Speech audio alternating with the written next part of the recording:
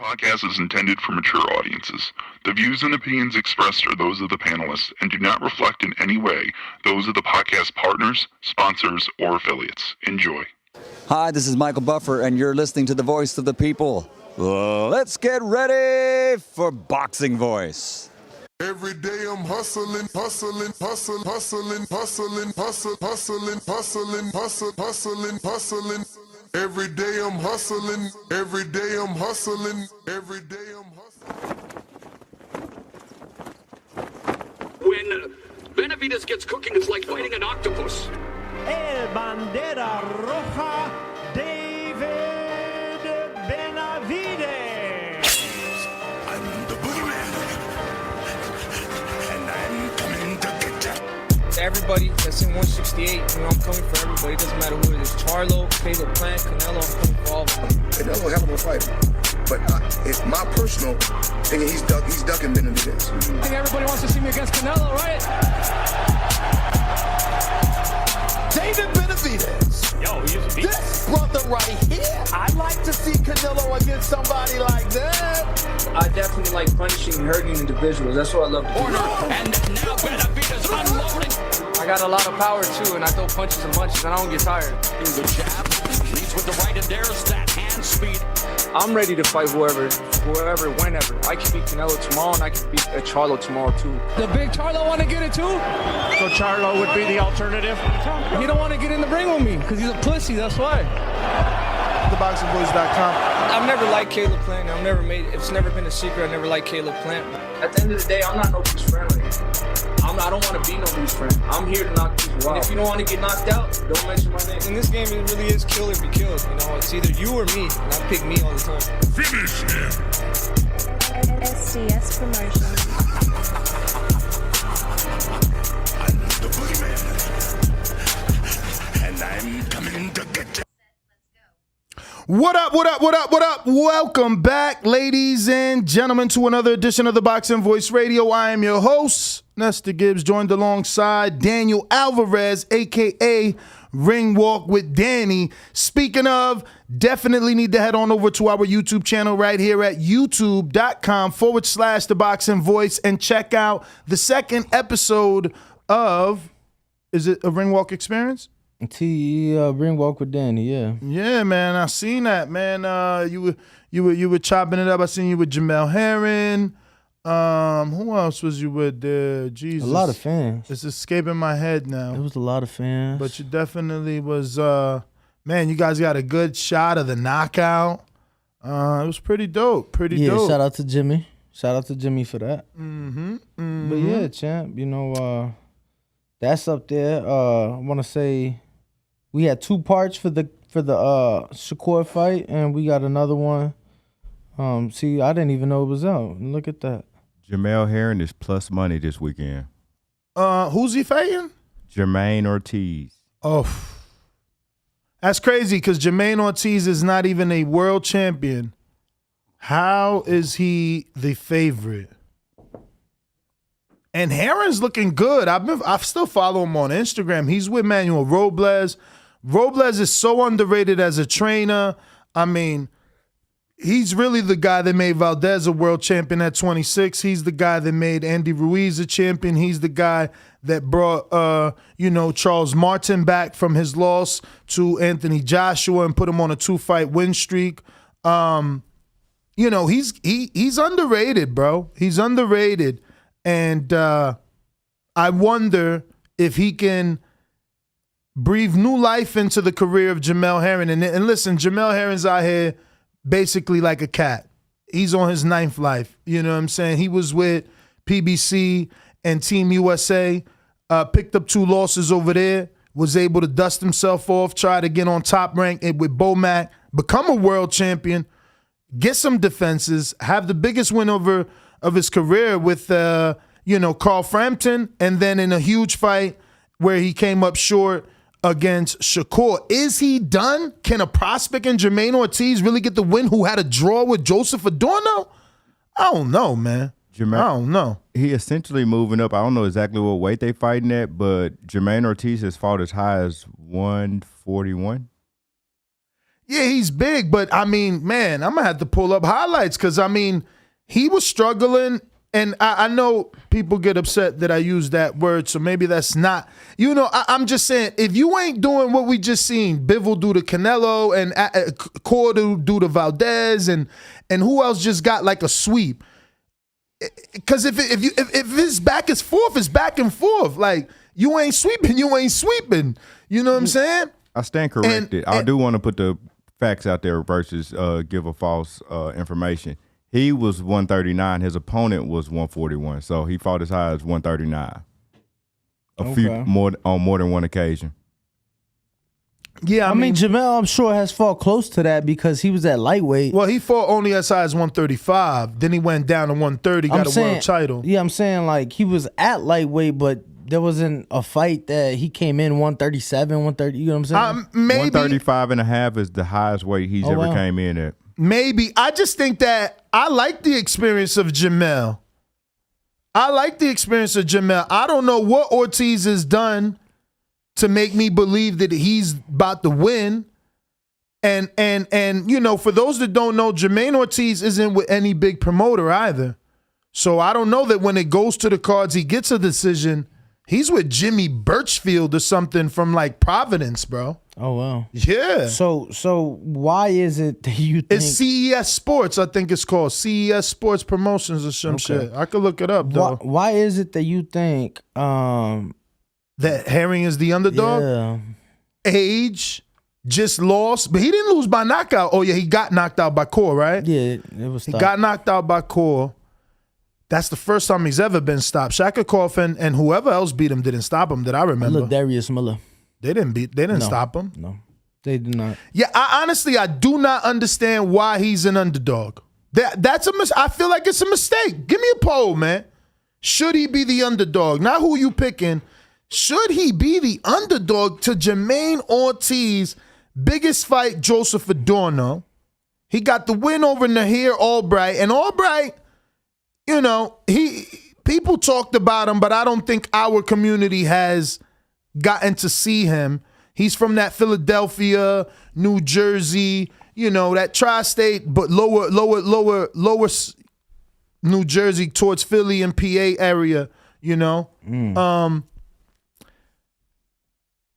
So I don't know, man. But look, you know, Albright had good wins over Michael Dutchover and Jeremy Hill, you know.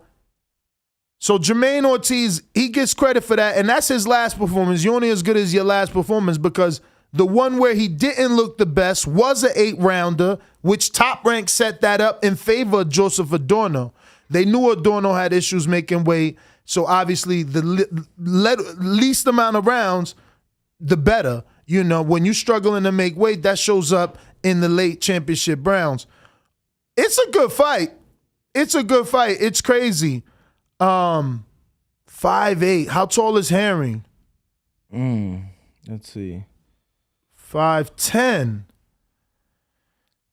I like Herring, bro. I fucking like Herring. Listen, you lose to a Shakur. You've been sparring Shakur. You've been sparring Terrence. You know, now you're getting a third look. You got a new trainer. You're in LA. I don't know, man. He's got way more experience than this kid. This is a good pick, Bo. I don't know. What did you make the poll?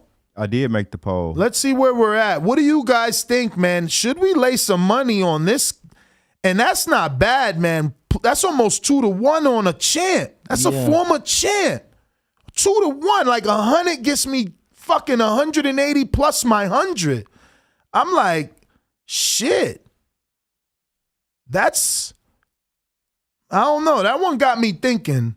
For real, for real. And at the very least, we could throw that in a parlay with David by stoppage. And it's on ESPN, and Jermaine Ortiz been fighting on ShowBox?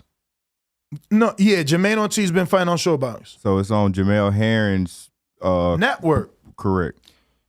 Yo, but he's the B-side, though. Speaking of Jimmy, Jermaine Ortiz has been on ESPN, though, twice. This will be his second time because he fought Adorno on ESPN. Yo, really quick, I ran into this cat, said he knew you, like, way back in the day. Some dude, Jim. Jim Kelly? I don't know, man. No. So you also don't know the guy Jaime Munguia is supposed to fight in June? No. That was a joke. Okay. No, but I did see that yesterday. I didn't know who the fuck Jimmy Kelly was. I thought when I first read it, I said, Jimmy Kimmel? What the fuck? I didn't know what was going on, bro. Listen, yo, that's what I said the other day. How you go from allegedly being in talks with Charlo and Jacobs to fighting a guy we ain't never fucking heard of? His resume, Jaime Munguia's resume ain't just terrible, though. Why? At 60 it is. At 60 it is, yeah. Okay, cool. But at 60, he beat a former Triple G opponent, Camille Cesar-Menta. He beat Derevchenko opponent, Terriano Johnson. He beat Gary O'Sullivan, who Lara is about to fight. He beat Rosado, who is Sugar Shane Mosley Jr.'s best win. And then he beat Demetrius Ballard. Yeah, man. It's not terrible. It's a good resume. It's a good 160 resume, but it ain't what we want for sure. Yo, so this dude, Jimmy Kelly, his biggest fight, let me tell you. I don't know who Jimmy Kelly is. His biggest fight is Dennis Hogan, and Liam Smith, and he fucking got knocked out. And then Dennis Hogan, and he lost that by decision. Now, Liam Smith did knock out Jesse Vargas last week, well, a couple weekends ago, So a natural 154-pounder right, knocked out a natural 140-pounder. Bro, I tried to look up Jimmy Kelly and found a 130-pounder. No, bro, I had to like go on BoxRec and get it from. That's what I'm looking, but active fighters only and shit like that. But there was like a lightweight that popped up for me in the beginning. I'm like, yo, yeah, some lightweight from the 50s. I'm like, not who I'm looking for, but yeah, bro, I've never heard of Jimmy Kelly. I don't know, bro. I don't know what they doing with Munguia. I almost feel bad for him because I liked him, bro. Let's not forget, bro. You remember? I feel like the first time we really heard of Munguia or that his name was making a lot of noise was when he was in talks to fight Triple G. Correct. After beating Saddam Ali. And you know Nevada. No, it was before that. Right before, and he fought Saddam Ali instead of fighting Triple G. Because Nevada. Did not approve him. The commission. They thought he was too young. Like that, man. What? Nevada. Yeah, tomato. So they didn't approve the fight, though. Tomato, a fucking state running out of water. You know, like it's California, Nevada. It's the same thing. Yeah, exactly. Let's please not bring up water. The California of the East. Or East of Cal. I don't know. But look, bro, I don't even know what the fuck we was talking about. Munguia and the fight that didn't get approved in Nevada. They thought he was too young. Yeah, he was like 20 at the time. But it was almost a blessing in disguise because he didn't get sacrificed and, he didn't get killed by Triple G. That was a prime Triple G at that time. Triple G would have put pause on it, too. Now, looking at it back then, I thought Munguia could potentially win, but now Munguia Triple G would have put hands on that dude. Bo, dude, am I remembering correctly? Was that when Canelo popped hot and they were trying to find a replacement opponent? It was before all that. I think it was definitely before all that. Nah, champ. Let me check BoxRec. So that was we got to go do some research. That was May of 2018 when that fight happened. So let me check. When did he fight? When did he fight Vargas? Saddam Ali. I'm sorry. Let's see.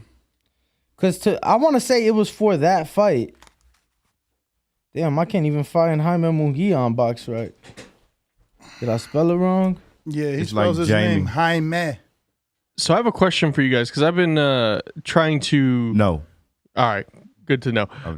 For this weekend's fight with Benavidez, I've been hearing from people that it shouldn't even go past the third round for David. Like the over under is at -120 for 4.5 rounds. So halfway through the fifth. Mm-hmm. And the under is 4.5 at plus 100.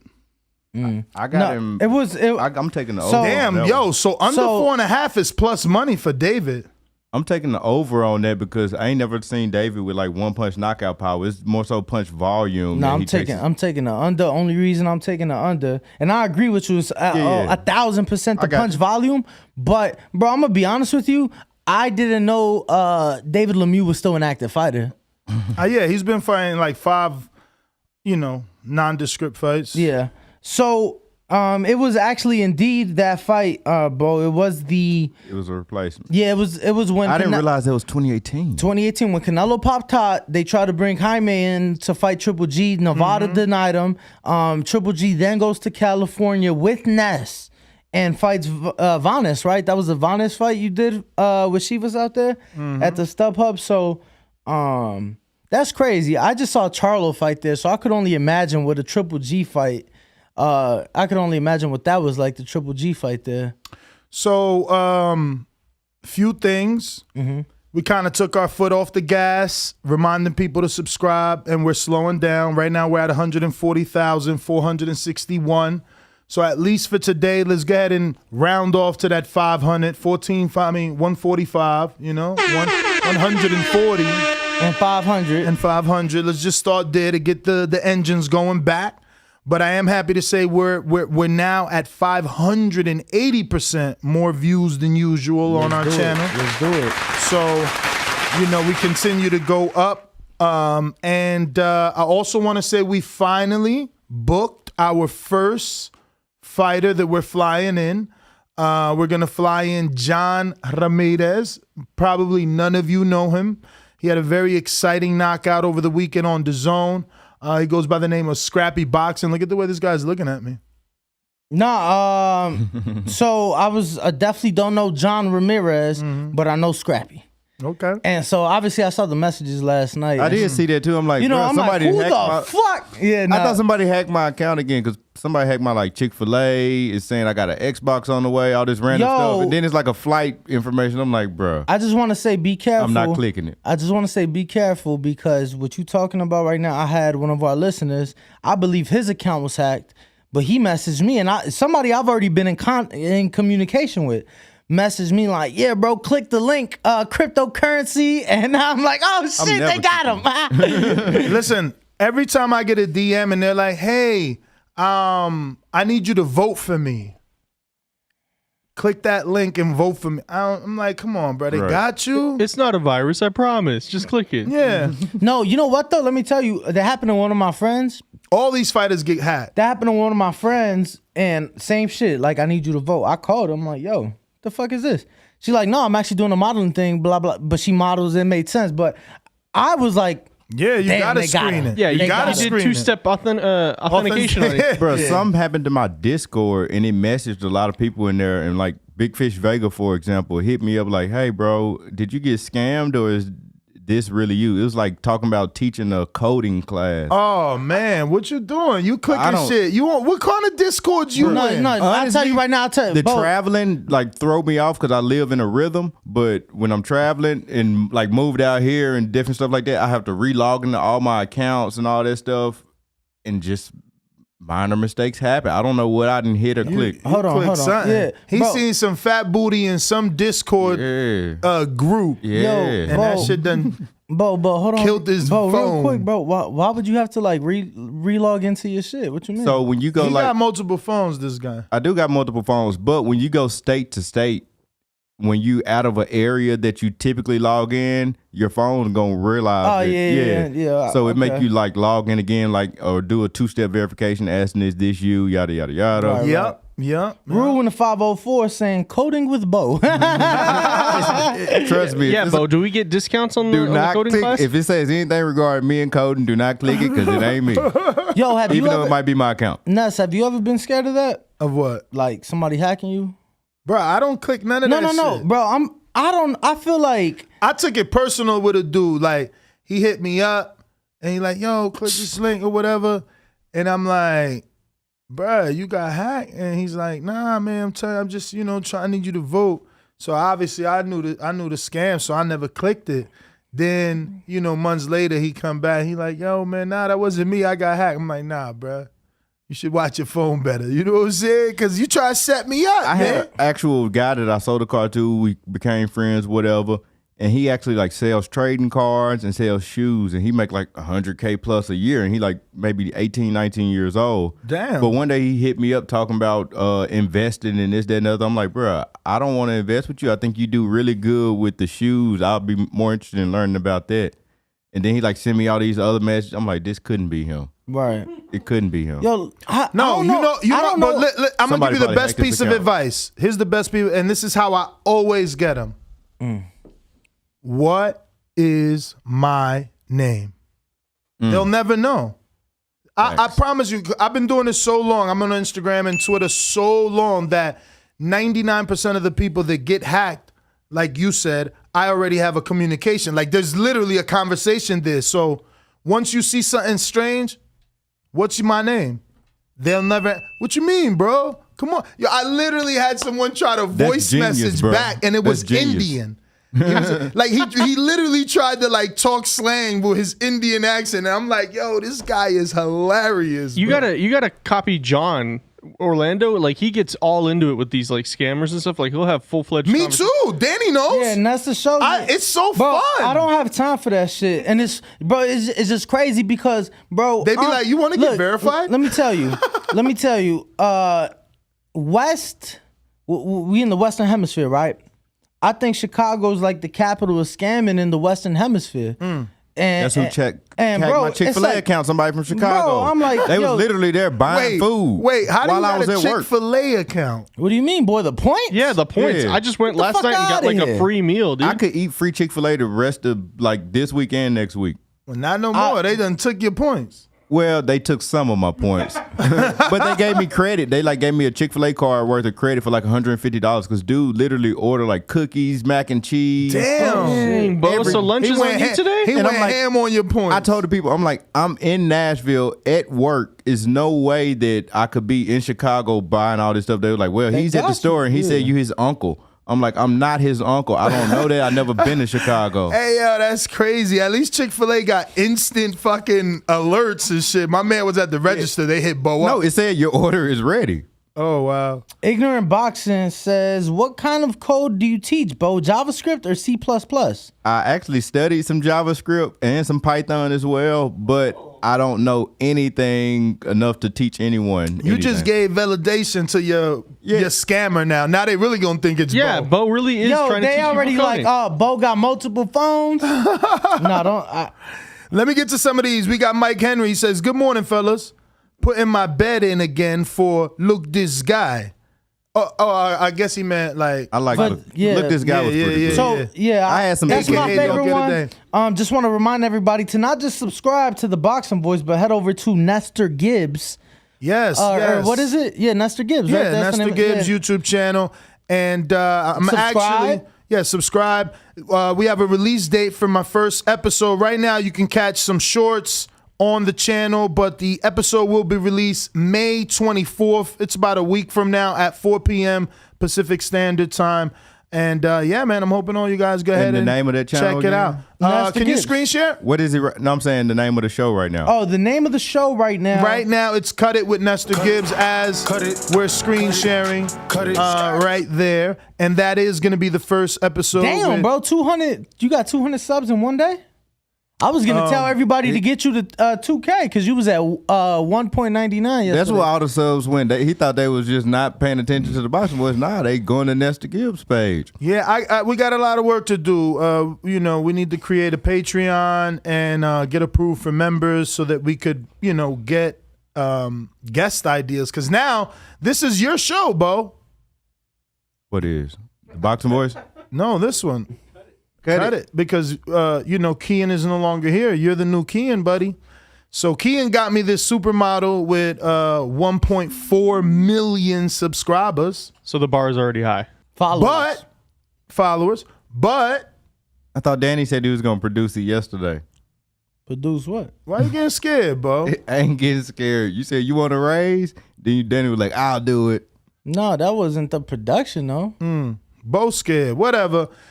Catch me on this episode being released. It premieres May 24th. Looking forward to your feedback and obviously your support on this new venture. Today we're here. Rue, some of these comments is hilarious. Let me tell you. Rue says, "Stealing the Lord's chicken?" Question mark. Shaking my head. Yo, they definitely did. Second time I tried to go to Chick-fil-A, I didn't know the whole Sunday thing. Yeah. So I was so excited, bro. It was the first time I was in Texas. First time I could leave the base So I'm like, bro, I'm going to Chick-fil-A. Pulled up. I'm like, no line. Yes. It was Sunday. Yeah, definitely no line on Sunday. Jordan Kenchi says no Chick-fil-A in Australia, bro. Don't worry. Just hit me up, man. I'll bring you some. I'll bring you some. You know, it's going to be a little cold, but I'll bring it to you. So our vote from 2 days ago, community page, can you screen share? Says Jamel Charlo is undisputed. Where should he be on the pound for pound list? We have 6,800 votes. That's a lot of votes. But I don't see how to tell which one is in the lead. Click on the 3 dots. Make your Where? pick. Oh, right here? Yeah. Is there like... No, that's just report. Make your pick, and I think the rest of them should pop up. So where you think he should be? Nah, he. Ness, where you at, champ? Where you at, champ? Uh-oh. I think he belongs under Earl. I mean, above Earl. Above Earl. I got him above Earl. So, okay, let's do it. I don't think you got him where I got him. We'll put Usyk, Crawford, Canelo. Charlo. That's where I got him. Mel. Or you want to put Bivol in your top 5? I got Bivol at 10. Wow. I got Bivol at 10. So we got Usyk, Crawford, Canelo. I'm with you so far. Jamel. I'm with you. Yeah, he could be there. Josh Taylor. Oof. I got Josh Taylor a little lower, but continue. He's undisputed. Yeah, but the guy I got at 5, I feel like has done more. Who you got at 5? Fury. You putting a heavyweight in there. Yeah. Only reason Usyk's in mine is because he moved up. Yeah, but Fury can't move up. I know, but for Fury, to me, beat Klitschko in the unified champ, has that layoff, comes back, and then. But he's a heavyweight. No, he can't move up. Usyk showed why he's pound for. But I get you. That's your list. Yeah, I'm gonna go with. I think I had him top 5 then, right? Because you had Mel at 4. And then, so I have him top 5. Is there anyone that can be in front of him?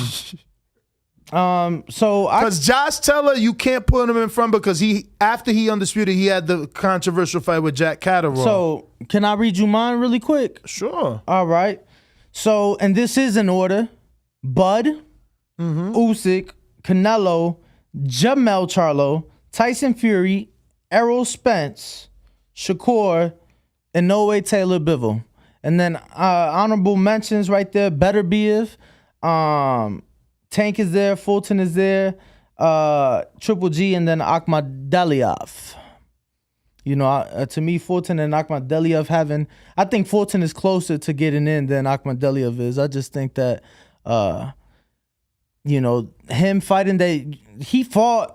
He became champion, like he beat Angelo Leo. Okay, I get that, but he fought the champion to become champion, and then fought another champion to become unified. I get that Akhmadaliev beat Danny Roman, who was the unified champ, but it's like you beat one guy, and to me, Fulton beat 2. Neither one of them. Yeah, but Madaliev became unified champion like 8 fights. I get that. I just felt that Fulton has how many? Don't know his record off the top of my head. That's what I'm saying. Like, you got to give the dudes that do it in shorter time more credit. But I'm not trying to do under the top 5. I think I'm good with that so that I could put Mel there. I'm just trying to make sure there's not another undisputed male without controversy. 20-0 is Fulton. Yeah, but... And look, that means my man did it in 12 less fights? So, no, he did it in 18. So 18 less? No. I'm saying Fulton became champion at his 18th world. No, unified. No. Became world champion. That's what I'm saying. I'm comparing their unification because Madali, however you pronounce it. I'm sorry, 20th fight then. It was unification. Exactly, because Madali, he went into one fight to get 2 belts. In 8 fights, right? Am I right on that? Because I don't want to be saying the wrong number. I'll tell you right now. One second. So I'm going to go with top 5. I can't think of anybody else that's undisputed that could possibly bump.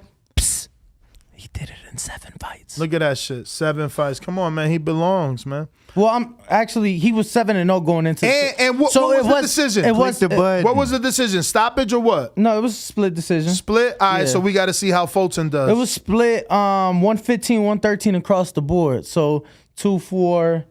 Do we not? Can I screen share this? Well, he got to click. He got to click the button before we change. Oh yeah, you right. Now let's click the top 5 so we can see where we at. Usyk, Crawford, Canelo. Then you had Mel. So I mean, I really can't put nobody in front of him. He's in the top 5. Absolutely. Unless you put Fury, then he's still in the top 5 because that pushes Earl further down. See, and so 4. I don't put Fury. So 4, 5, 6, 7 for me is Mel, Fury, Spence, Shakur. So, I just think that it's also like, damn. So you put Shakur, but no Akhmadaliev. You're now terrible. I see why you don't bet. There goes 4. I picked top 5. So look, that's everybody believes he's top 5. I'm glad I went with the general consensus. Yeah. Let's see some of these comments. Should we read the comments? Comment creeping. Bring that back. Hold on, really quick just to answer your question. Yes, to me, take that down. Shakur beating a champion in Jamel Herring, coming off the best performance of his career against Carl Frampton, that fight in Dubai, unbelievable. So, yeah, the way Shakur did it to me, 2 division, let me remind you. He's not just 1. So, 2 division, you become champion at 26, move up, fight the champion, beat the champion. No, you won. You won right there. I forgot that Medaliev is only a 1 division champ. That was a simple win. Yeah. And that's what I mean. Accolades move you on the list. How many titles held? How many title defenses? How many unifications? How many divisions? So should we read some of these comments or should we keep it moving? No, I think Does that look interesting? What? No, I was gonna say, because I know you've discussed bringing back the comment creeping shit. Do you want to add that maybe, or do you want, because you're talking about possibly looking at them now? Add it where? I mean, as an actual segment, or how was it before? I've never. It used to be a Patreon only show. Okay. Yeah. And the issue with comment creeping is like a producer or associate producer needs to find like 5 good because right now, like, I would just be scrolling or reading anything. Jorge Santiago with the $15 super chat said, Ness, they gifted Adorno the draw.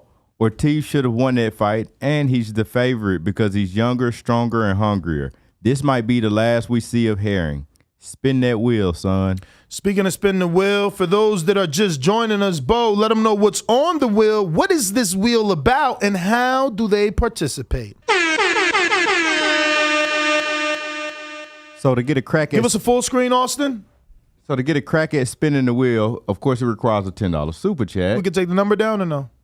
If you were to land on the Benavidez, any boxing glove or a hat, at that point, an additional $5 will be required because they are $15 items on the wheel. We also have smoke break on there, which it takes 3 of them for us to actually take a smoke break. We got the Achenbarack t-shirt on there. We got the TBV hoodie. We got the TBV t-shirt. And then we got the TBV keychain and baddie of the day. Baddie of the day, to enter a submission today, join our Discord. And we have a section called Boxing Baddies. That's where you will be able to enter your submission for the baddie of the day. Speaking of signed gloves, Bo, we were on a hunt yesterday. Actually did a great job. Actually, we also have, we're going to take that wheel down and we're going to put a new item on the wheel, in a autograph signed hat by Laura. So all you need to do to keep it simple, because I know he gets, just put another black hat, but say Laura on it. Because we got a signed Shoe Palace by Laura and a signed Laura glove.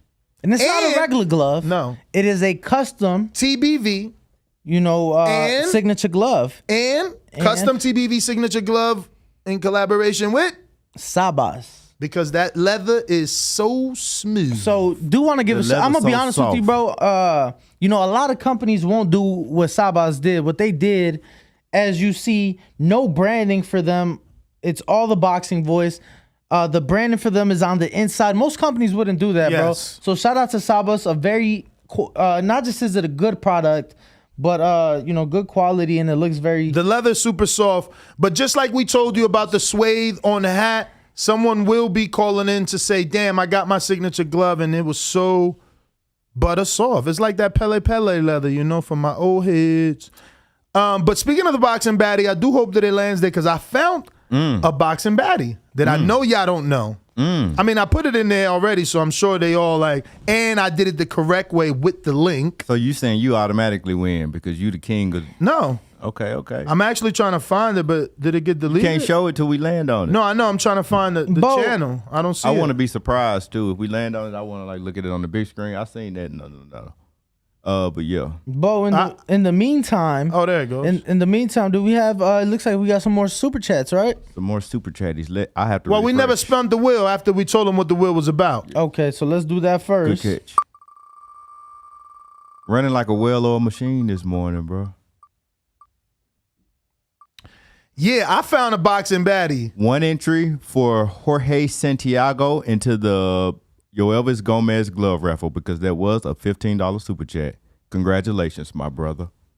I found a boxing baddie that definitely belongs in the section, and she actually boxes, and I'm pretty sure nobody knows her, which is crazy. Well, when I say nobody, maybe not nobody. Maybe definitely a lot of people. So I guess we'll have to wait and see, just in case we do land. Did you see that DM? It looks like Carmel Moton is here. Did we have him scheduled today? Yes, sir. That's I thought you said, oh, that's the 7. Yeah. Okay. Well, that answers my question. Which ones? I'll text it to you. You ain't get it? I did too. Oh, is that what you were telling him to check his phone for? No, it's on both. That was different. Oh, okay. But yeah, champ. So it looks like we will have amateur standout Carmel Moton on the show. Ness, I seen you hollering at Leonard Ellaby yesterday, champ. How did that go? Not as well as it went for the best women's boxing podcast, period. But hopefully we get him in studio. But you can check out our sister channel, the Best Women's Boxing Show, period. I'm sorry, man. Just follow Cynthia Conti or Giandra LaBeouf, and you'll get a direct link. We just wanted to, give out the name show of them the some show. love. Yeah. Show them some love. They actually had Leonard in studio last night, actually. It was very depressing. I had to go. You know who else was here last night? Randy Couture. No, don't. I'm so mad. The one day I leave the fucking studio early, Randy Couture is in the fucking building. Yeah. That was late, though. Let me tell you, Yeah, it was like 7. Oh, okay. I thought it was later than that because when I saw the picture being posted, it was like 8 something. Who the fuck is that guy? Oh, man. He's the guy who beat the boxer in the UFC. Oh, that's the guy that beat fucking James Toney? Yeah. Oh, that's a cheater. He's a cheater. How's he a cheater? He won it. Bro, in he his fought sport. a fucking geriatric, man.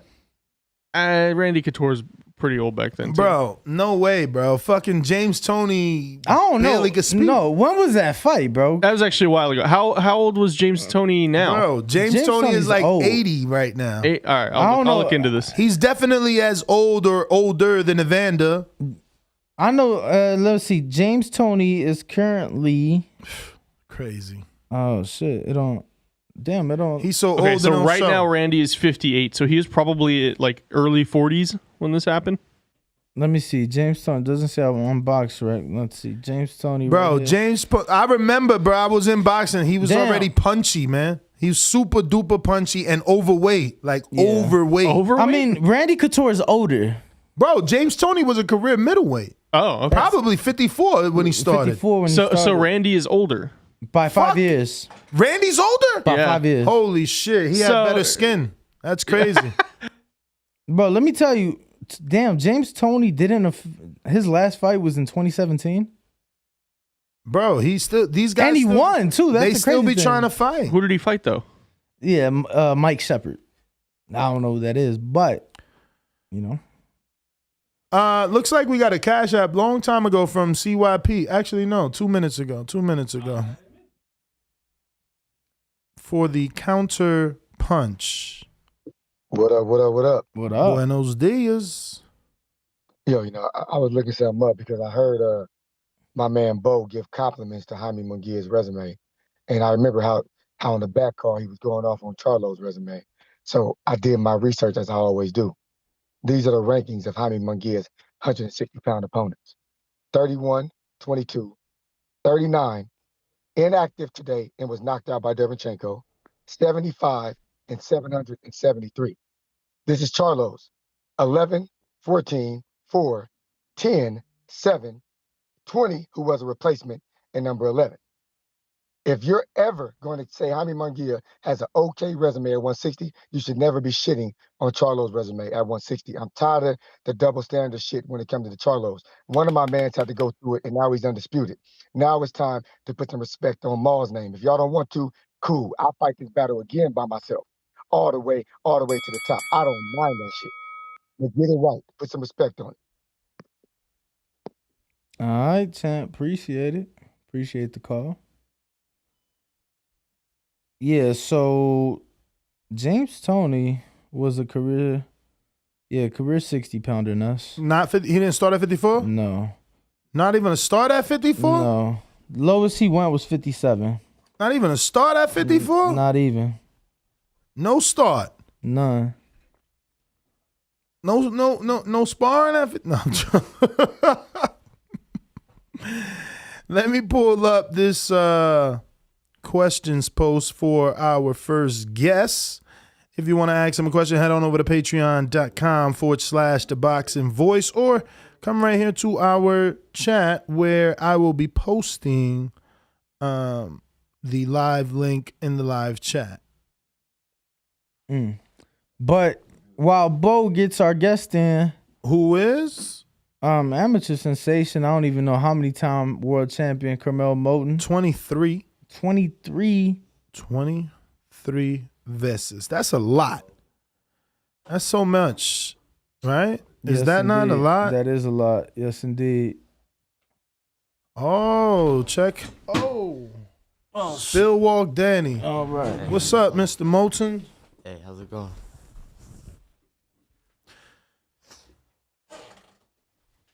So how are you? Good, good. So those are your Kenichi Bear headphones, huh? Yes, yes, sir. How are they? They sent me a pair. I haven't received them yet. Are they nice and loud? Yeah, I like them. That's what's They're up. nice. So how are you? I'm doing good. Doing good. Whoa, Danny. Just trying to get him. You know? I hear you. I just Yeah. don't want you to spill that coffee. Nah, the coffee. So, good. champ, 23 times amateur champion? Yes, sir. That's a lot. Those are all national wins? I got 17 national champs and then about 23 just normal championships. Wow. So what is the who's are you? Is your dad?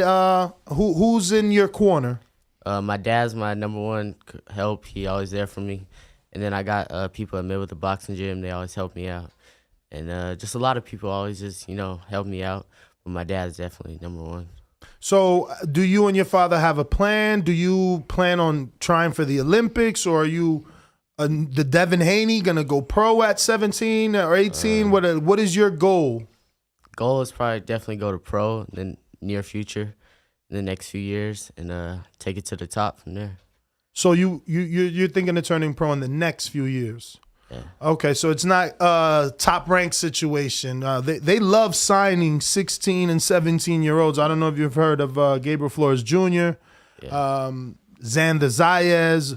Those are very young fighters that they signed. Okay, so in a few years. So what would you be doing in the meantime? Is there anything that you are, any goals that you have in the in-between time? Right now I'm on Team USA, the junior team, so we'll see with the amateur boxing, try to fight international a few times, and then go pro after that. Take it to the top. Carmel, I'm curious because, bro, you've had some attention on you for years now, right? And very young, but a large social media following. How have you been able to deal with it? Because I first heard about you when I saw you walk in. I was still expecting like the little kid I first saw. You know, how are you able to deal with that? I'm sure it's a lot of pressure. Just try to stay focused the whole time. My dad makes sure to keep me on the right path. Just staying focused, keep training hard, and just try to stay humble. What are some fighters that maybe you've came up with in the gym that you've looked up to that have maybe took you under their wing and taught you a bit of the game? Definitely Floyd. We got a few pros over there in Mayweather Boxing Gym that helped me out a lot. Kevin Johnson, they helped me. Andrew Tabiti, all them. The Mayweather fighters, they always helped me out a lot. They showed me a lot of love. Yeah. What's that been like for you? Because obviously you just mentioned Floyd, and that's where I first saw you, you know, in his gym, and there was a lot of footage from years ago of you and through the years. So what's that been like, you know, from a very young age to be able to have some sort of relationship with TB, Floyd Mayweather? It's definitely cool. It's an amazing experience. It helps me stay focused. You know that I got somebody that you know, just looks at me like that, and he's so big in the sport, and he wants to help me out and put his time into me.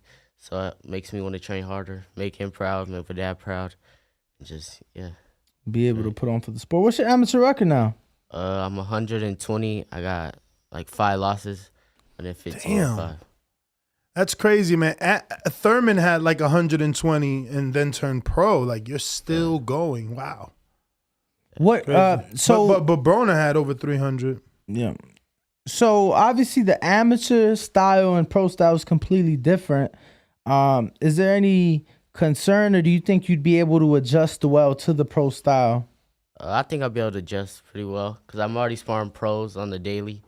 Like every week, I spar like 20 rounds with pros all day at Mayweather Gym. So yeah, I think it'll be just easy. What's the biggest name you've sparred? Definitely Tank. I sparred him before the Isak Cruz fight. It was a cool experience. How much you weigh? 125. Okay, so not too far.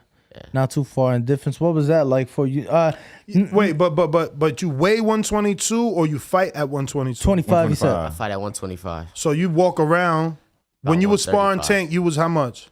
I was 125. It was a week before my nationals and a week before his fight. So you was light. So he ain't go full force.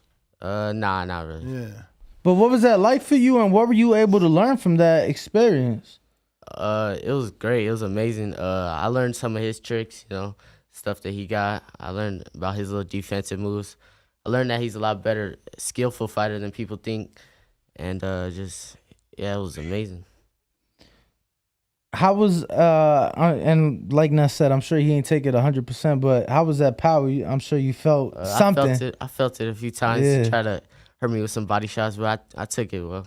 It wasn't too much. But yeah, he definitely got some power. I felt it. And how old are you now? 15. 15. Wow. Would you say that was the most power you felt in a sparring match? Yeah, probably. I'd say that. It's crazy how everyone says the same. You know, we had Sean Porter in here, and, you know, he said after sparring Tank, he's like, it's real. It's real. You know, and then we had someone else. I mean, everybody that has sparred him definitely feels that it's real. So are you Orthodox or Southpaw? I'm Orthodox. Okay. It's the do-rag knockouts for me, bro. When you not knocking people out in sparring with the do-rag on a consistent basis. Yeah. Bro, it look good, man. It look good. And then you one of the first fighters I ever seen, as young as you are, stopping people in sparring regularly. Yeah. How does that feel to know you withhold that type of power? And you got that type of skill, know what I'm saying? Because sometimes it's combination punching, but you got a specific, know what I'm saying, where you like maybe step back and catch them with a big right. It's a little move you got. I see some different moves that you do over and over, but it keep working. It feels great. You know, I believe in my skills. You know, I put in the work every day, and just it pays off in sparring because people don't really work as hard as me, I feel.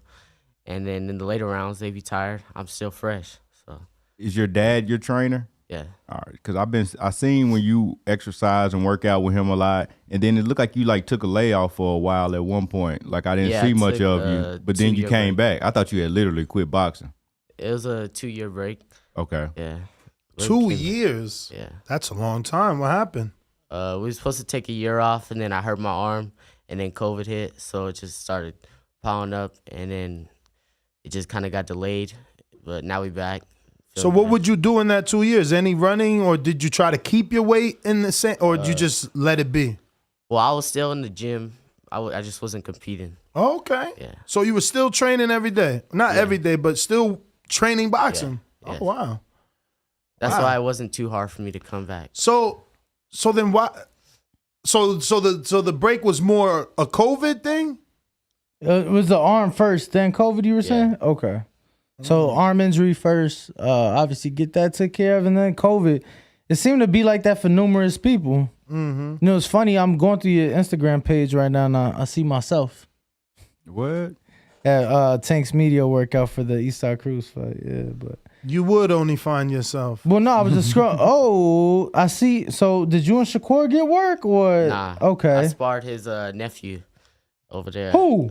Zaquin Moses. I think. Okay, Zaquin. What about little Manny the Great? Yeah, you ain't ever get no work with Manny? Manny's good. He's a good fighter. I'm a little bigger than him though. You are? Yeah. He's fights at I think 110. Manny too small. Oh wow. Yeah. He definitely got skills though. Soon one day we gonna work definitely. I like it. Keyshawn Davis was speaking highly of you. He was talking about because Martin Luther his guy. Oh, you know what I'm saying? And I guess He number 2 in the country, right? Martin Luther, he behind you? Yeah, he right behind. And then I broke the news to Keyshawn that you had just beat Martin Luther like the day previous. And yeah, he was like, for real? Yeah. He likes you a lot, but Martin Luther was his guy, and then you beat him. So, you know what I'm saying? I had to break that bad news to him. What you think about Martin Luther? He's good. He's a good fighter. Kind of one-dimensional for me. Understood. He can't go backwards, I don't think. So I know how to just, keep my feet moving, push him back. He don't know what to do. So, yeah, came with a good game plan. Is there any fighter that you meet, like these days you meet now that, I don't want to say like, what's the word, star shock or starstruck you, but is there a fighter that you've met recently you like for the first time, like, damn, like I can't believe I just met so-and-so? And the only reason I ask is because I've seen pictures of you for years, with Evander and Errol and Floyd and the who's who in boxing. So does it affect you at all, or is it just like, oh, it's just another guy? I still get a little nervous around Floyd sometimes. Really? Yeah. Because he's so big in the sport, he's like the king of our generation. Yeah, but why would you get nervous though? If you think about it, he's had you under his wing to an extent for how many years? Like, what is there to be nervous about now? I just look up to him a lot, so I get a little starstruck around. So is it like you still want to impress him? You still want to make sure definitely, you exactly. So would you so moments like him tying your gloves up in the gym, are those still moments that you cherish and embrace? Because even though you've known him for a while, it's like, I can't take this for granted. Yeah, that was a special moment for me. Every time he shows me love is always a special moment for me, It just motivates me every day. Austin, can I get a screen share, please? I find this very funny how this is you jumping rope next to Gervonta Davis. Holy smokes. 2017, so this was before his fight with Fonseca leading into the Mayweather-McGregor card. But ain't that funny that you see yourself here jump rope next to Tank? He was already a world champion up to this point. And now you're sparring him. That's insane. Look how small you are next to him. That's when I got introduced Yo, to but you. that's how you know you're going to be a champ, man. If you ain't in the gym that early, it's very hard, Shout out to the Peter Quillins and the Brian Jennings of the world that do it with 19 amateur fights and turn pro, man, and make it to world title shots or championship fights, where they do become champions. But you being in there so early, That's gonna definitely get you a spot. You got a beat down, know what I'm saying? You can screen share, Danny. Oh, some sparring. Bro, look at this. Oh my fucking God. This is nuts. This is nuts to me, bro. And now you're sparring. Yo, and this was Tank was. Yo, is that Kanye in the back? No, I'm joking. Tank was out here. I remember this card. He fought. This is when they used to do those fights on Spike. You remember this? Yeah. And I remember Tank fighting. He was like the opening bout. It was like Tank, then like Ashley Theophane, and then like I left. I went to see Tank,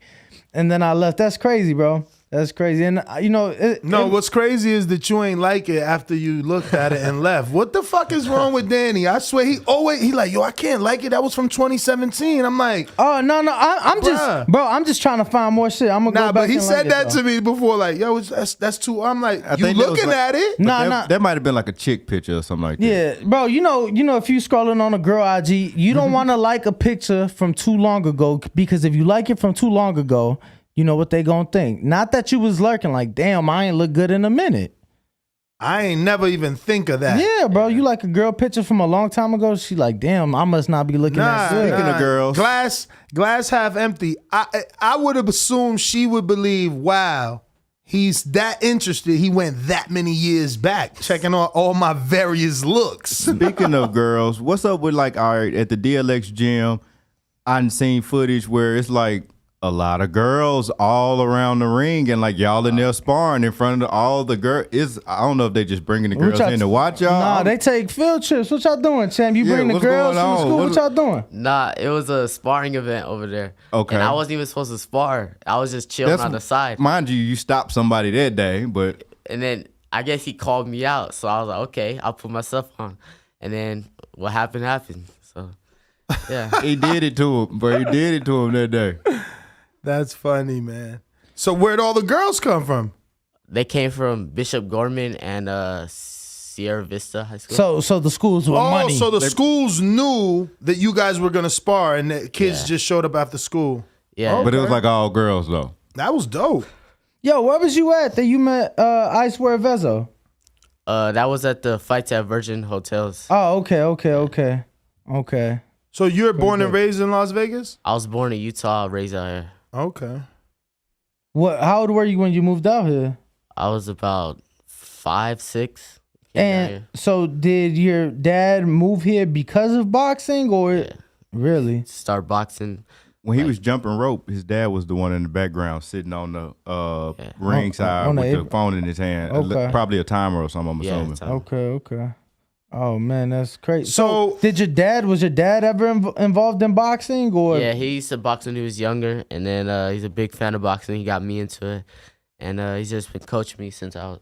How'd you pick it up? My dad, he introduced me to it since day one, and we just What took was off that running. introduction like? What did he show you? Was it a movie? Were you just did he just show you like a pad fight? work? Like what? How? What was it? Well, actually, we used to watch like Cash Flow and them on Mayweather. Okay. Before I ever came out to Vegas, and we used to see them, and they used to tell me, "Oh, you're gonna be sparring them one day." And then we came to Vegas, and then he took me to the gym. But wait, when you're watching Cash Flow, you've never fought, and he just says you're gonna spar him one day. Yeah. Okay, so your dad wanted you to fight. Yeah. And then we came to Vegas, he took me to the gyms, we started training, took off running, and then just from there on. So how did you start to like it, then love it? Because obviously sounds like your dad pushed you in this direction. What made you fall in love with it?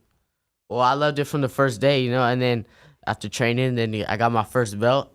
I actually got 2 belts that day. I got Fight of the Night, and then I won the tournament. So, I knew from then on I was going to be something good, and I just put 100% into it. So the hard work of the sport never turned you away, like the running, the push-ups, none of that so early on? Because you looked small in those videos. Yeah, I was small, but my dad always just helped motivate me and just keep me focused.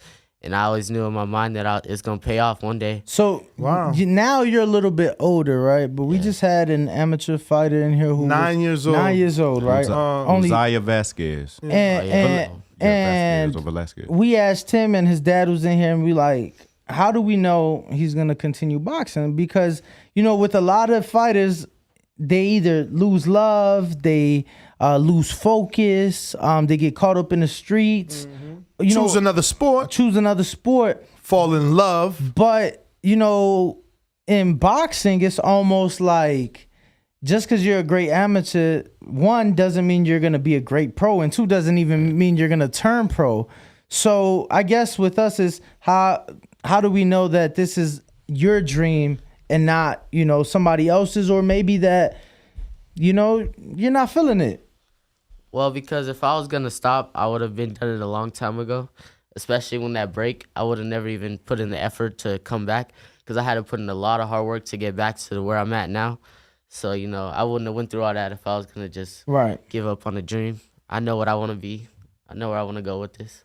Who do you like to watch today? What fighter is actively fighting that you enjoy watching? Probably Earl Spence, and I like Tank a lot. Shakur, I like his distance. He's a real smart boxer. Who else do I like watching? Anthony Joshua. I like Anthony Joshua. That's my guy. You think he beat Usyk in a rematch? Yeah, I do. I got to go with my guy, AJ.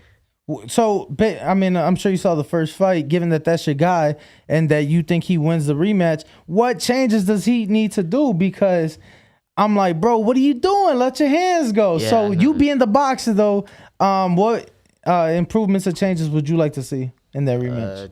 Definitely don't be so gun shy. Let his hands go. Use his size more. And just fight a smarter fight. Try to just make it a dog fight, really. What you think, Ness? I agree. That's what I was screaming at the television the first time around. I didn't know why he was trying to box the smaller man. But again, I'm not the fighter.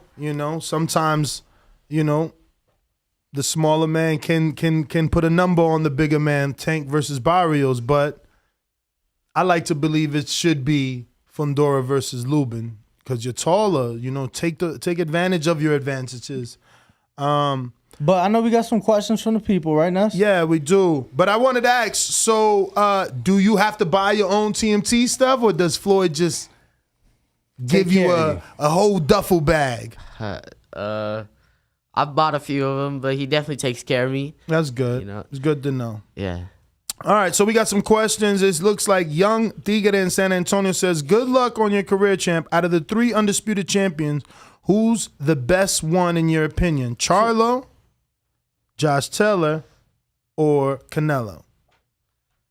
Right now, I'd probably have to say Charlo. I think he looked really good that fight just now. I like his movement, his counter punching. Great power puncher.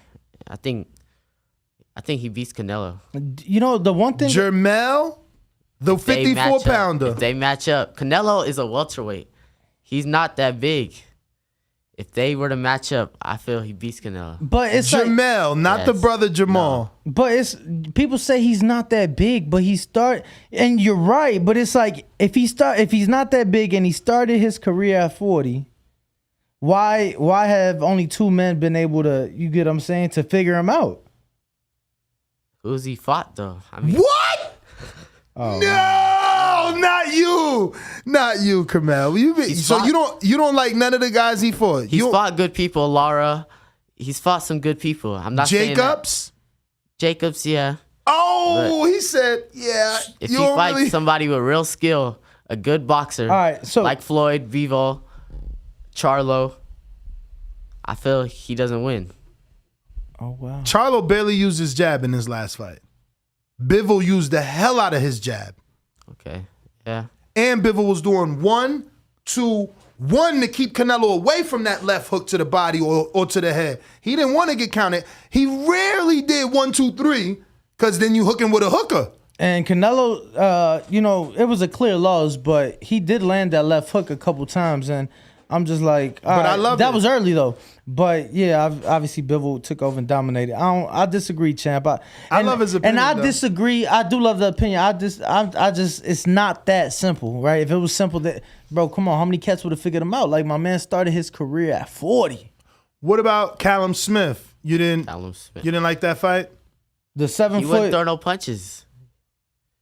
Got his arm bust. Yeah, But he it- tried to do the same thing to Bivol, but That it didn't Bivol's work bigger. out. Yeah, it didn't work out. And I think Bivol was able to tolerate the punches more. Like, Of course, it's but he showed. Did you see the Yeah. video? His bruise. Yeah, but it wasn't That's enough. crazy. It wasn't enough to win. Like in the Callum Smith fight. Yeah, but that's because Canelo was doing one shot at a time, right? He should have did more. We know him for combination, and he was one shot.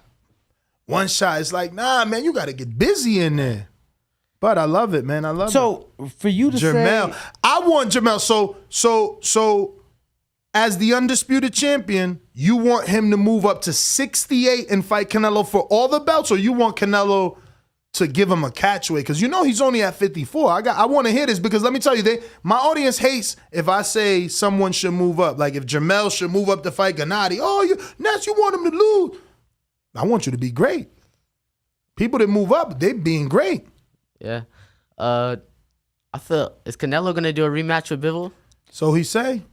but we don't You even think- know. you think he we should don't, stay we away? don't- we don't even know what weight too, because they were talking about 68, and then Bivol's like, which let's keep in mind, Bivol's team had before the fight have said we'll go to 68 for that fight. So now they're like, well, we don't know if we can make 68. So I don't know. I don't know if it happens, and if it does, we don't know if it happens next. You know, we don't know if it happens next. Would you advise him to take the rematch?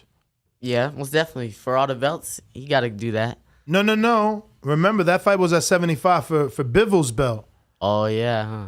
So if they can negotiate that Bivol now comes down and challenges Canelo for undisputed for his belts, then I see what you're saying. But if that's not the case, he would have to rematch at 75 for Bivol's belt. Would you still advise him to go to 75 and do it again, try it again? Yeah, Oh, I'd wow. advise that. I wouldn't advise Bivol coming down. That's too risky for Canelo. All right. Like, you saying it's too risky for Bivol to do that, or it's too risky for Canelo? So what? I mean, if you're Bivol, why care? Because you said you wouldn't advise Bivol. Like, it shouldn't matter, right? If you're team Bivol and you think you have an advantage over Canelo at 68, why not go down and win and become undisputed? I don't think Canelo takes that fight. At 68. I don't think he takes that. I think he takes it at 68 before 75. Because he thinks he's weight draining him. Yeah, I mean, that's going to be their thought, because even though, because they're like, even if somebody says, well, he's a small light heavy, and Bivol's team's been saying he could have been making 68, even if that is the case, yo, you've been fighting at your weight your entire career, let me bring you down. And it is enticing because undisputed, something. Yeah, it is all the belts. And it's belts that, in a division that Bivol has never... Which would make him pound for pound because now he's a champ in 2 divisions. But I got some more questions for you coming from Compton. Dual Ingram says, what's your biggest distraction at this age? Is it girls, possibilities, school, food? Probably food. What's your go-to meal? I like some steak with maybe some potatoes on the side. Okay. What else? What's your snack? Snack. I like Oreos. We got Ruin 504. That's New Orleans. He says, what interests you outside of boxing? Outside of boxing, I like to play basketball. Okay. Football. I like video games. What video game? Hold on. Before, are you an Xbox or PlayStation guy? I got both, but probably PlayStation. Probably PlayStation. Yeah. All right. I'm so glad Xbox is dying. I don't know why people used to even play. Now, with I don't that. know that it's dying, bro. A lot of people. It is not dying. Yeah, I was gonna say a lot of my friends, like, I don't game at all, but a lot of my friends, they got it. I don't know. I feel like the PS5 is like exclusive. Not everybody can get it, and if you have it, it's like, oh, you got one. Yeah. There's no games for it though. That's the problem. There's like nothing being made currently for it. Oh, okay. As somebody from the games industry, I can tell you that much. So it's not like I mean, I had like a PS3, way back when. So it's not like the PS3 where you could put the PS2 games in it. I'm sure you can. I don't remember quite off the top of my head if you can do backwards compatibility fully with the PS5. I don't see why not. But there's like with the Xbox, they're making new games like for the newer consoles. PS5, I think they're still working on making newer games for it. That's crazy because hasn't that been out 2 years already? Sad. Yeah. How many games you got for your PS5?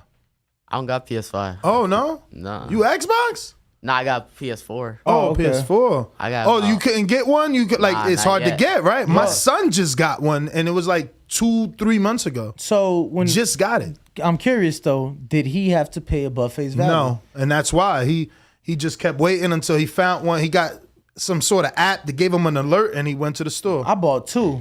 Damn, I resold them. I resold them, bro. You're a little hustler. Resold them, bro. How much you resell for? 900. And you paid? I paid 13 for both. Okay. I paid 13 for both. We sold them 900 a piece. Cause it's like I don't damn, you split the profit? No, I said resold. Oh, my resold. bad. Resold for 900 a piece. But yeah, no, definitely hard to come across. It was almost like you gotta tell Floyd to get you in, man. It was almost like the shoe market. I see you got the foams on, which foams I feel like that's my time. And Yeah, before my daughter time. loves those. It was almost like it's almost expensive. Like, it's almost like the shoe market, bro. It's like resale. Mm-hmm. I'm like, damn, you could sell a PS5 on StockX. Like, I thought this was for shoes. Yeah, stay away from StockX. But we got another one from Brandon in Houston. It says with of the top. I don't know. I guess he meant maybe with all the top U.S. amateurs seeming to all be signing with Top Rank. Do you want to do the same, or do you have a promotional company you have in mind already? Brandon in Houston, I mean, you got the hat on, right? I mean, I got to stay with who's been true to me, who's been loyal, who's treated me good. Well, we'll see in the future, but I definitely know where I want to go. There we go. I feel like you're 17, right? 15. 15, wow. So I feel like maybe this is a question for Dad, but I'm going to put it out there. I know Dad is is he in the green room? Oh, he's not here today. Fudge. All right, well, he'll hear it on the playback because, and I'll take your answer, and maybe you guys can talk about it later. I mean, I know you want to go Floyd route, but what about, you just seen, I know you seen your man Tank tweeting that he's pretty much done with TMT after this fight. I mean, we'll have to see what he does after this fight. Oh, you don't believe it? No. I love it. Yo, it's funny because we said that too. Like, is he hyping the fight? Is this real? You know, they've been here before too. Like, before the Pedraza, oh, they setting me up. All of a sudden, he beats Pedraza, and now he's the Michael Jackson of boxing and shit. You know what I'm saying? So, strange. I like this kid. He's smart. I think he might stay himself. So your prediction is he re-signs to TMT or to Mayweather? Yeah, I think. Yeah. Who would you like to see him fight? And who do you think gives him the toughest fight? Tank, I think probably at 130, Shakur gives him his toughest fight. I want to see him fight Lomachenko, though. I think he beats Loma. I think he probably sleeps Loma. Wow. What about Devin Haney? Tank, 135. You seem, as little as you are in those videos, you might have been in the gym when they sparred. I might have been there. I love it. I got tanked. Wow. Yeah. Over the boxer. Yeah. Would you consider yourself a boxer or a puncher? I could do both. I consider myself maybe a boxer. I'm a better boxer than a puncher. Wow, and you're still picking the puncher over the boxer. Tank's a boxer too, though. That's what they say. He rarely has to show it. I mean, he showed it a little in the Isak Cruz fight, I feel like. He did. And that was because of the hand injury. Yeah. He definitely showed it in the Isak Cruz fight. And, you know, to me, that was like, people criticize Tank in that fight, but to me, that's what I've heard for years Coach Calvin say, oh, yeah, we'll use it when we have to. And I'm like, bro, when the fuck are y'all going to have to? Because it's like... You know he's 15, right? You just keep letting him off. His mom probably like, what's wrong with this guy? I apologize. Jesus. Sorry, Mom. Yeah, Mom. I'm sorry. But yeah, so it was like, I like that he did, and he was able to show that in that fight. But, I mean, he's been in there with Tank. So, you know? So he's heard everything? No, He's trained at GMT. He's heard everything at the doghouse. Oh, yeah. Yeah, the doghouse. I'm sure you've heard and seen it all. So let me ask you, you've gotten to see Floyd work. Yeah, I've all seen right. him spar. So, because it feels like Tank might be the new Floyd, not in defensive skill or even boxing skill, but like when we speak to people, they're like, Tank's the one.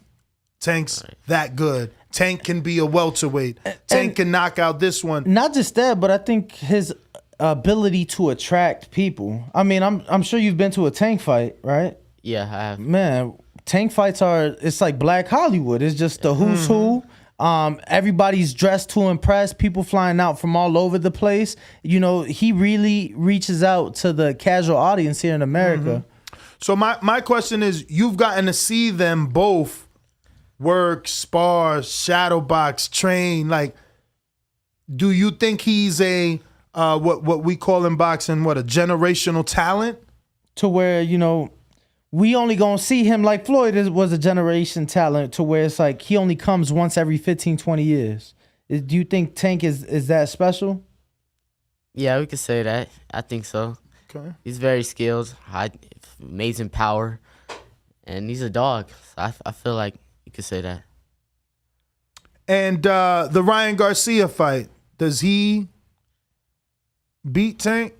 No. No? I think if Isaac Cruz fights Ryan, he wins. Oh, wow. Isaac wins? Yeah. So if Yeah, I Ryan agree. beats Cruz, he impresses you? Yeah. You don't think he'll win? No. At all? No. Oh, wow. I think he gets stopped within 8. What? Cruz is very short.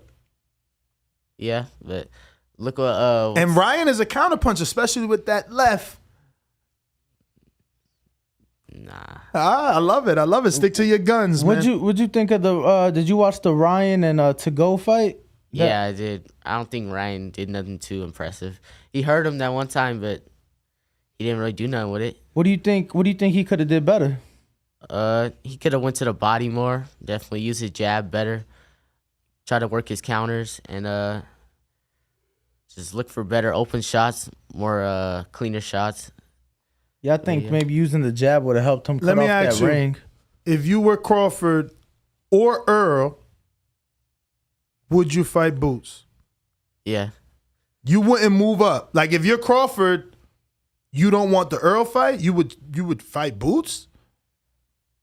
Well, no, I'd probably fight Earl first and then Boots. Now, what about the fact that Crawford's been saying, I want to beat Earl and then stop his cheerleader, Jamel, who you think can beat Canelo? That'd be a good fight. I'd like to see that one. I don't know. Crawford's strong, but I don't think he beats Spence. Wow. I don't think he beats Spence. So he definitely doesn't beat Mel, in your opinion? No. Okay. And if you were Earl, would you fight Boots? And how? Because obviously the world wants you to fight Crawford. No, I'd probably fight Crawford. That's the fight that everybody wants to see. Mm-hmm. Biggest fight yeah. of the whole year, probably next 5 years. Now, Earl has been saying, it's Crawford then 154. Do you think he should give Boots an opportunity if he beats Crawford? Yeah, I think Boots deserves a shot. He's nice with it. I like Boots a lot, but I want to see him fight somebody good first. Wow. Like actually a good person. A top guy. Yeah. Who's a good person in your opinion? At that weight, 147. Let's see. Outside of Bud and Earl, because obviously that's the undisputed fight. That's the fight everybody wants to see. But outside of those two names, Porter's retired. Thurman. Told. Got Thurman. Boots and Thurman. I like to see that. I think Boots will get that. Did you see Boots posted that too, right? He posted a fight poster of him and Thurman on his let me pull that up. But yeah, I like that fight. I don't like that fight. My man Thurman, he need another get back. He ain't look as dominant. See, I told him don't take that damn Barrios fight, because Tank beat him and stopped Barrios. Now you fight him and you ain't even stopping him if you don't first. So it's pressure. I gotta stop him because little ass Tank stopped him. I don't stop him, I look bad because little ass Tank stopped him. So it's like, how do you think that fight plays out? Because shit, Ness, I feel like you're the originator of that fight being spoke about. Which one? Tank and Thurman, no? I love that fight. What do you think of that fight? I love that fight. Tank Welterweight gonna though. struggle. Oh, Tank gonna struggle? I think in the later rounds he might catch Thurman. He'll struggle though. Because Thurman's a good boxer. mover. Yeah, I like this kid knows his boxing. But you did say that Ennis will stop Thurman, you're saying? I think he's too big, man. He looked big Saturday night. No. Yeah. Have you seen him in person? Of course. Yeah, bro. Boots in person, let me tell you, after the fight, because fight week, of course, you cut it way. After the fight. I seen him in Atlanta when he had no fight. He was huge. Yeah. He's like a 160. Can I get a quick Remember, he sparred Damon Nicholson. Bow. And this is on Jerron Boots and his page. He posted this last night, 15 hours ago. That ain't even Thurman, man. Thurman's right here on the right. That ain't even Thurman, man. You know. That's a fake picture of Thurman. That's Thurman right here. Was this when he got dropped against Pacquiao? Maybe, but yeah, that's Thurman right there. Pretty. That's crazy. If Thurman take that fight, that's crazy because the world don't even respect Thurman. You know what I'm saying? Like, it's crazy how boxing is, man. I hope you're prepared for that. Like, Thurman only lost to Manny Pacquiao, and the world think he's done. So let me ask you this: who would you rank higher in the welterweight rankings? Boots right now or Thurman right now? Boots. Yeah, Boots. He's active, man. Thurman ain't. Boots is active and dominant. You know, Thurman is inactive and looking shaky. That's why I don't even think that's the fight for Boots. Like, what you gonna show me by beating Thurman that you know how to beat a dude that was coming off a 2-year layoff and a tune-up? Definitely would be the biggest name on his resume, right? Yeah, but a former unified champion coming off of a win. I hear you, but name building and fighting somebody good, like he said, is two different things. Yes, Thurman's good, but is he at 100% right now? But going back to Dual Ingram, he says, when you make it, what's the first thing you want to do with your money? Take care of my pops. Just repay him for everything he did for me. Take care of my family, then probably invest in some stuff. Amen, Maybe, man. Some apartment complex or something like that. Nice. I got the best dad ever in Baltimore. He says, big up to you, champ. All the way from B-More. We rocking with you. Drop your PSN name if you got a PS5. But no, you said PS4. No, but it's the same. Yeah. Yeah. If you want to do that, he want to play you. Yeah, same as my Instagram, Carmel Moton 1. So, yeah. We got James Valdez in San Antonio, Texas says, does Cody Crowley have a chance against Boots? You know Cody? Oh, he from out here. You've probably seen him. I think I've seen him a few times. He's from Canada, but he's been training out here for maybe 3 years now, right? Yeah, something like that. 2.5, 3. He just beat Josecito Lopez. On the Errol Spence undercard, yeah. Errol Spence undercard.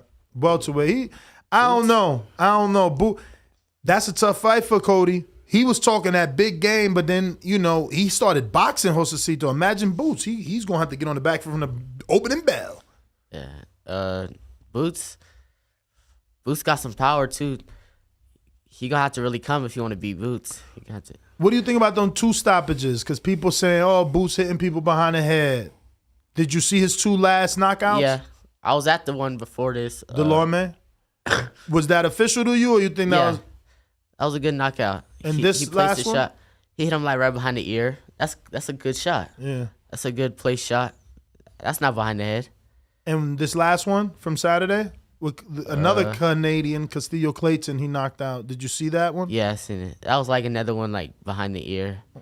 So you consider those good? Because I thought they were good too. I mean, but people are like, oh, Boots, he's hitting people behind the head. Every time you win or lose, somebody got something to say. Right.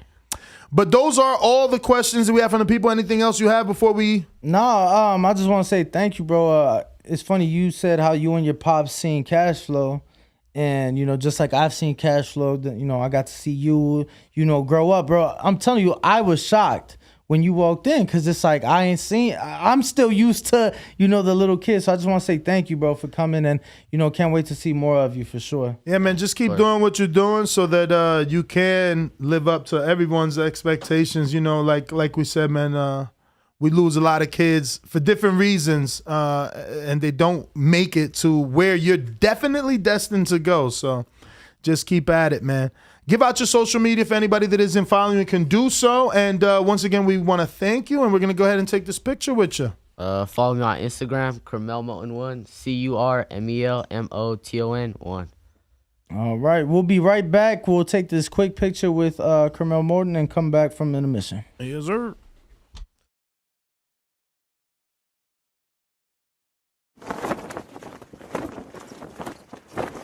When Benavidez gets cooking, it's like fighting an octopus. El Bandera Roja, David Benavidez.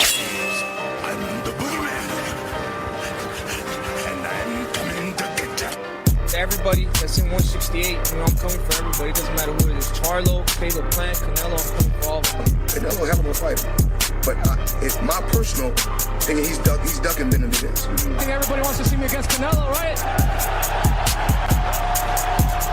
David Benavidez. Yo, he used to beat. This brother right here. I'd like to see Canelo against somebody like that.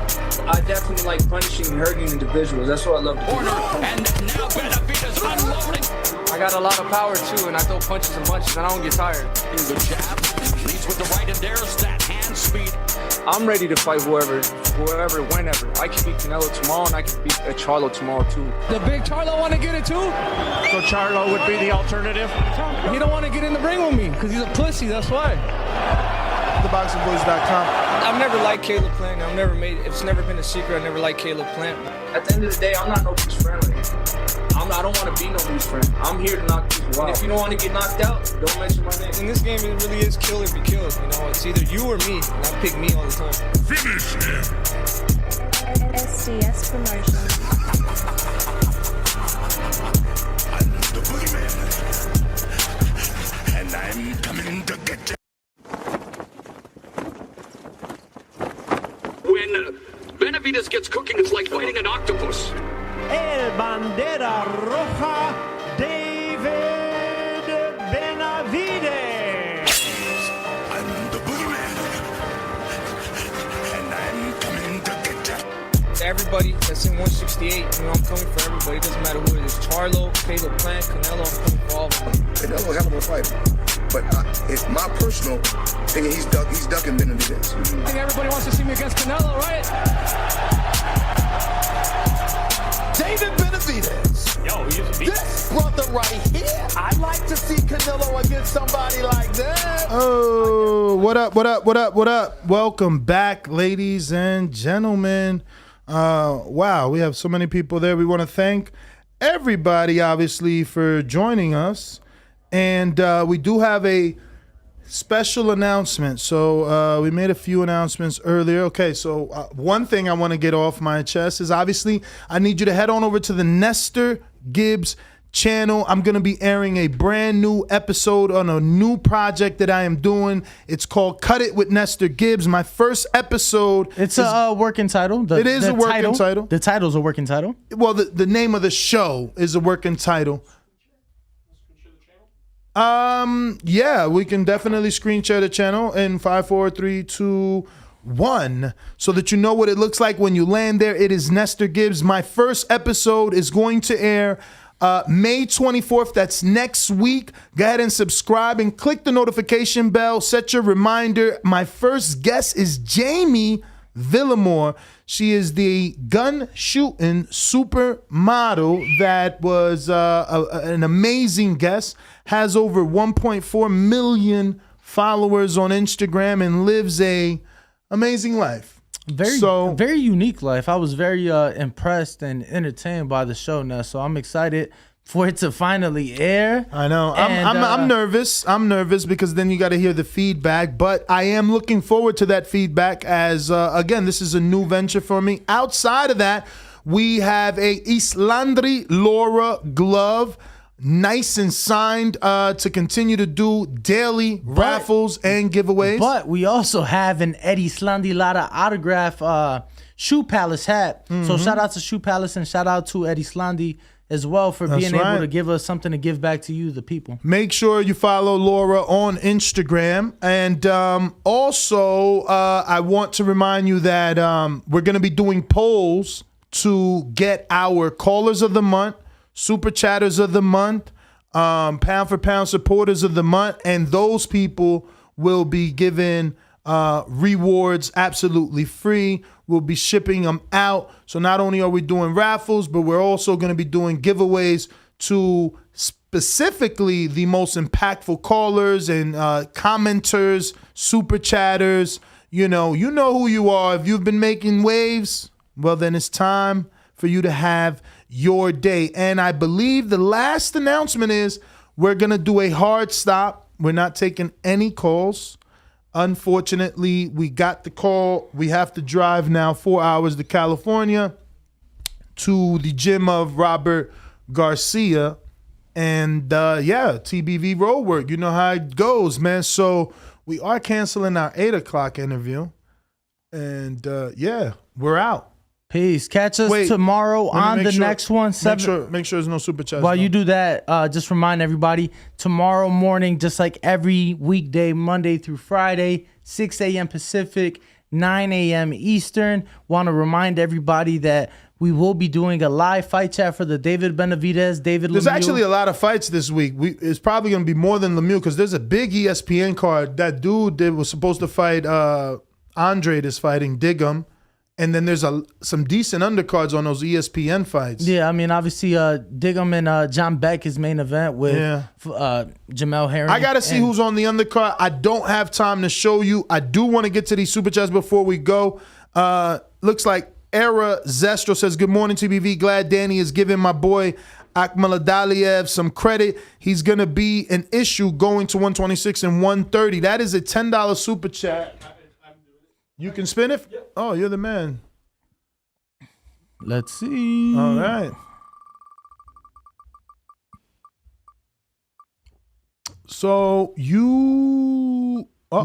Era, you need to send another $5 to be entered into the Yoelvis Gómez autograph. Oh, we also got a Jesus Ramo glove. We do, yes, indeed. We also got a Jesus Ramo undefeated 54-pounder going to be going into the ring versus Luke Santamaria. Next Saturday, May 28th, live on the Gervonta Davis, Rolly Romero's Showtime pay-per-view card from the Barclays Center, so don't want to miss that. So just remember, man, every day, every week, we giving out autographed gloves, autographed hats, shirts.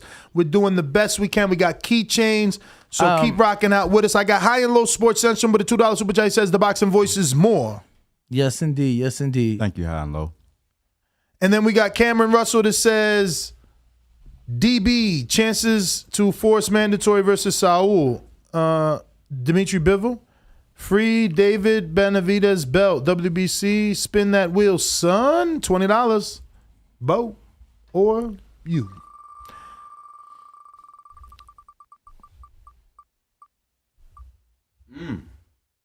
Another one.